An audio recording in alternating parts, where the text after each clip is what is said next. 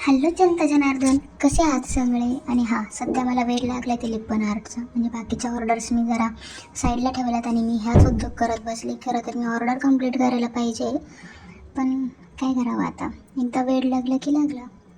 Number 4 rule by राहू असं काहीतरी आहे. आणि आज होळी होती, सो मी गेले होते देवीच्या मंदिरात. By the way very blessed आहे मी, कारण माझ्या घराच्या समोरच देवीचं मंदिर आहे, सप्तशृंगी देवीचं. आणि तिथे होळी पण करतात दरवर्षी.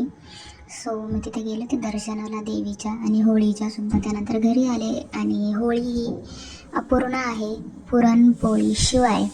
आणि येस, मी खूप सारी चांगली आणि मी बनवल्यासुद्धा पुरणपोळ्या मला येतात सुद्धा.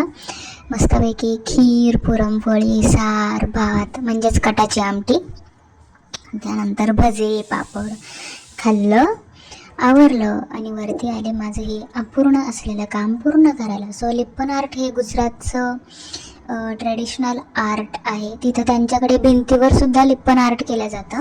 आपल्याकडे आत्ता त्याचं थोडंसं एक क्रेज वाढत चाललं आहे, कारण ते दिसायला खरंच खूप सुंदर दिसतं.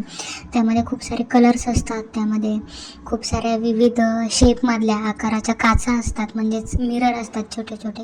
So it looks so beautiful. So आणि याचा मी एक डिटेल व्हिडिओ नक्कीच लवकरात लवकर घेऊन येईल, जर माझा आळस संपला तर. पण ठीक आहे, मी ते करेन पक्का. सो या, थँक्यू फॉर वॉचिंग. असा होता माझा आजचा दिवस. Bye bye.